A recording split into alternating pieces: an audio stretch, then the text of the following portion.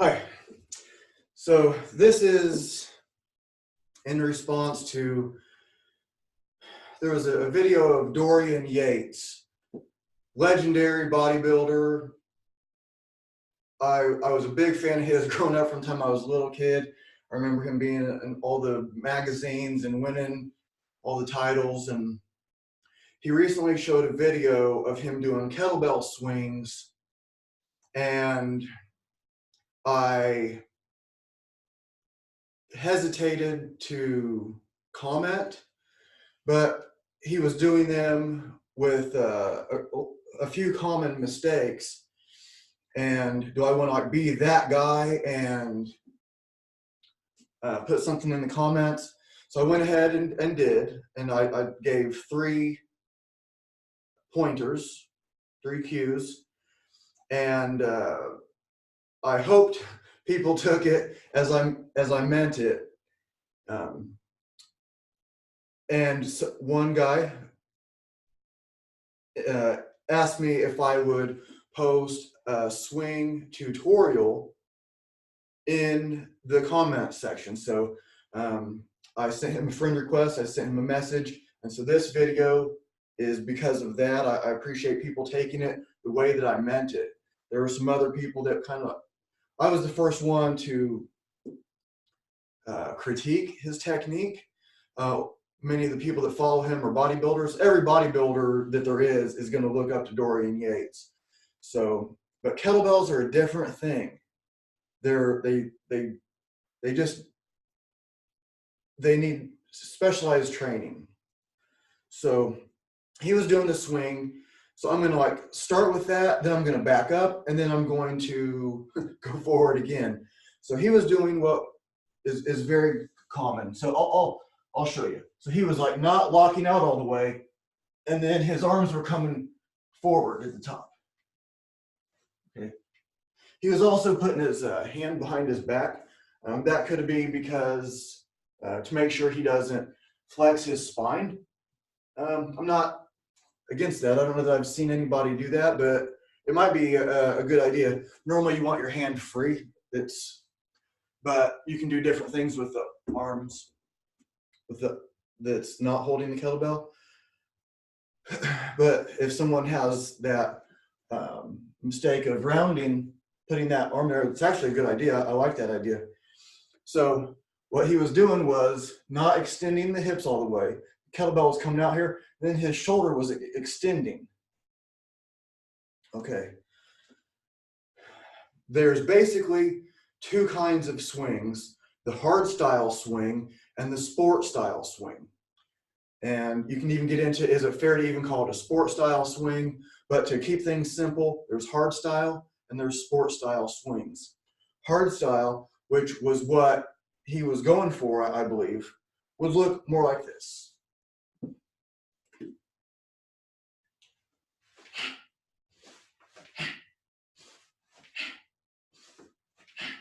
Okay. I'm not lifting the bell up with my arms at all. I'm not trying to make it go up higher with my arms. The only thing making the bell go up is the hip power. So what's the hip power? Glutes, hamstrings. Okay, there's more to it than that. But if you're thinking glutes and hamstrings, you're on the right track.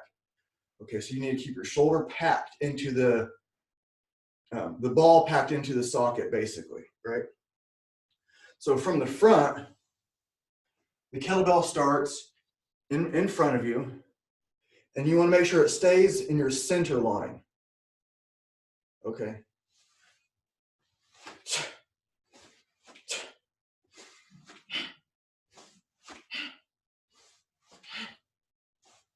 Okay, that's the hard style swing. There's many variations of swings, but I'm going to keep it to 2. The other kind of swing is what I'll call the sport style swing, just to keep it simple. The sport style swing, instead of the bell coming up in an arc like the arm naturally does, the sport style swing would bring the kettlebell up vertically.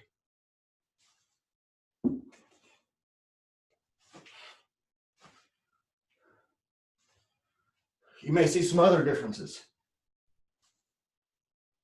Okay. There's a different thing that you do with the legs a little bit, and the breathing is the opposite. So hard style swing is a biomechanical breathing match. Okay. So biomechanical breathing match is what you use when you're lifting heavy weights. You're squatting, you're deadlifting, you're doing heavy weights. So that's, you inhale as you're going down, and you exhale as you go up. It's what common lifting practice. Anatomical breathing match is what you do in a yoga class. It's for relaxing. So my arms go up, I'm inhaling, I'm going down, I'm exhaling. If I try to hold my breath while I go down here, I'm not as relaxed. Okay, so I relax, breathe out as I'm going down. The sport style swing is like that, because sport style, the sets are 10 minutes. They can be longer. So it's not where hard style is maximum power every single time. Sport style is more relaxed. Okay. Okay.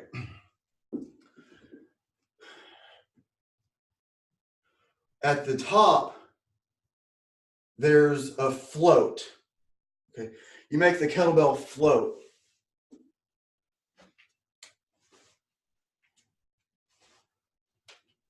Okay.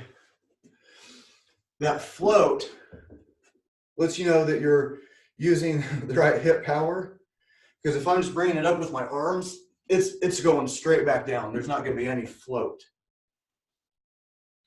Now, I said I was going to go back before I go forward again. I normally do not teach swings to begin with. Normally people's first day with me, they'll start off doing a deadlift. So I'm going to give a quick view of those. The kettlebell deadlift, we start with the kettlebell right between our feet. Okay, if you're used to lifting a barbell, of course the bar is going to be in front of your shins. Kettlebell, we do it different. There's some other things that you're going to lift that will do it differently also. And we want to use the hinging kind of deadlift, not the squatty kind of deadlift, where my knees are coming forward. Okay, it's safe to do that, but that's not what we're doing here. It's probably safe to do that. So all I'm thinking is my hips go back. I reach down, I grab the weight, and here. Now, if I just yield to gravity, watch where the kettlebell goes. The kettlebell's in front of me. I don't want it there. I want it to go back between my feet. You do that by contracting the lats, okay? People that deadlift a lot of weight or even bench press a lot, people know that using, not everybody knows, I shouldn't say that. You use your lats, okay? Your lats cross fascially, cross the, into the pelvis, sorry. So keep that tight. So the kettlebell starts between my feet. See, I'm already tense. So I'm doing a deadlift, so this is intense. This is just a 35-pound kettlebell, but I'm going to pretend like it's a 500-pound deadlift. It's really serious. So even though I can bend over and touch my toes easy, when I'm preparing for the deadlift, oh man, I'm super tight. It's already hard, and I'm only stretched this far. And I just load that spring, grab it. My lats are contracted. I'm trying to put my shoulder into my hip. They're contracted so hard. I lift up. At the top, my glutes and my abs are maximally contracted. My grip is maximum. I'm keeping my lats contracted. Hips go back. I put the kettlebell down between my feet again. That's when you know your mechanics are right. That's usually the first thing that I teach. The second thing is the kettlebell clean. The reason why just like I was saying, like on Dorian, he had the very common thing. He is finishing his kettlebell swing with his shoulder forward, legs are not locked out. Okay, so that's to work the skills that are needed before we get to the swing. We do the clean. So the clean, we start here, my lats, I'm still trying to put my shoulder in my hip. My lats are contracted big time. So I swing the kettlebell back like I'm hiking it behind me. As soon as once my elbow hits my side, I'm going to keep it there, use my hips to lift the weight. So, okay. So my glutes and my abs are maximally contracted. Okay. My forearm, my forearm's at this angle, so my chin, my fist is right under my chin. Okay.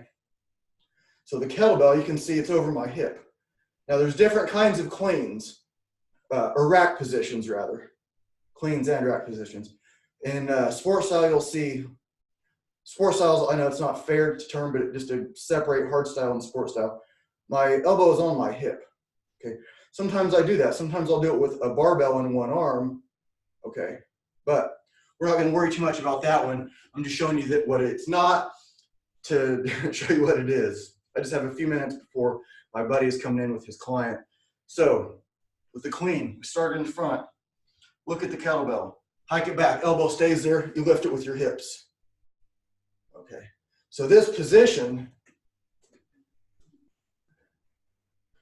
watch me try to finish the clean in this position. So we saw in the Dorian video, if you haven't watched it, he ends here, and that's very common. So watch me try. I'm going to try to finish my clean in that position. It doesn't work, okay? So finishing your clean here, and I have time to think about it. So let's say I'm new to kettlebells, and I do this as my clean. Okay, it's up here, it's not moving. Okay, I need to clench my glutes. Okay, that's straightened out. I need to tighten my abs more. Okay, my arm was out here. Oh, I need to put it here. I have time to get this position right. I can learn how to do this.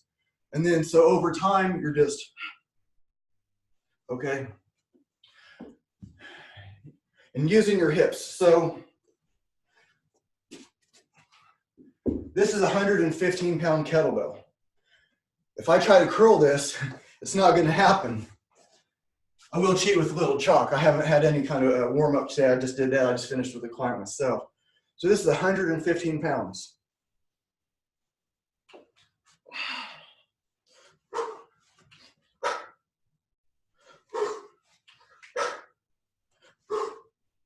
I weigh 160. Okay. This is a 115-pound kettlebell. It had the kilograms written on the other side, if that's what you're looking at. I hope that helps. I hope if Dorian sees this, he takes it the right way. If Dorian saw me doing something, I don't care if it's something as simple as a dumbbell curl. If Dorian Yates is giving me advice on how to do a dumbbell curl, I am all ears, I'm paying attention, and I'm going to act like I've never even heard of this technique before. In martial arts and lifting, we learn to always be a student and sometimes be a teacher. I've been doing martial arts for a long time. I teach people. I still take lessons. Okay? I've been doing martial arts since I was a little kid. I started my first jiu-jitsu class in 1997. I teach some people. I'll also go learn still. So I hope it's in that frame of mind, that view, that people that see this can take it. So it's not like I think that I know more about Dorian Yates than anything. He was one of the guys, I remember I was maybe like 9 or 10 years old or something. I'm 40 years old now. I remember looking through the magazines, like Dorian Yates, here's this, man, have we ever seen anybody this size? What's going on here? And I remember 9, 10 years old, like his back. And I remember showing my dad, who got me into like strength stuff. And I remember showing my dad, I was like, look at this guy's back. So I hope people understand that there's much more that I could get into. So it's like, you want to learn the swing? Well, before you learn the swing, I think it's better to learn the clean first. What kind of swing are you doing?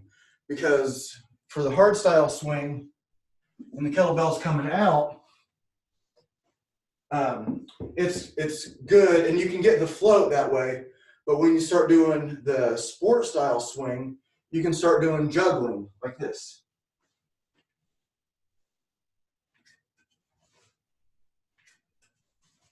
Okay, there's many, many kinds of juggles. That's just the front flip.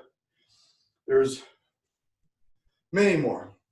If you're interested in learning more, for $5 a month, you can join my Freestyle Kettlebell Club. Okay, it's on Patreon. If you're seeing this, I'll put a link in the comment section. And it's $5 a month to access all of my videos for the foreseeable future. There are 3 videos on there right now. Each of them are between like 45 minutes and an hour. And I get into many different techniques, programming strategies. There's a lot of good stuff in there, and I'm going to do at least 1 new video per week for the foreseeable future. It's had a tremendous, I've had a tremendous response from it so far, with a lot of people signing up, and I'm really happy about that. And even though it's $5 a month for you, I'll treat your $5 like it's $1 million. Okay. I want the price to not be a burden on anybody. I want it to come out of your account and you not even notice it. All right, that's the point. And the numbers that are already coming in, this is worth it for me. And that's what I wanted to do. I want to make it a crazy good deal for people, and then I'll benefit from the volume of people that get it. And and if Dorian sees this, if you want, I will offer you a free lesson. We can do it. I use Zoom meeting. It's like Skype. I'll give you a free lesson. And if you don't want anybody to know, I won't tell anybody. I might tell my friends, but I won't make it public. Like, let's talk to Dorian Yates. So I won't make it public if you don't want me to. I promise. And I'd be glad to help you out, because so many people are going to be watching Dorian Yates using kettlebells. So every bodybuilder is a fan of Dorian Yates. So they're going to see him using kettlebells. And so my thought was, okay, I can either not say anything, or I can say something and try to be as respectful as possible, and then keep people from getting an injury. I don't want him to get injured. I don't want people to see how he does it and then get injured themselves. And that's why I decided to do this. So thanks for tuning in. I hope that helps. It might have caused more questions than answers, but you know where to come for more answers.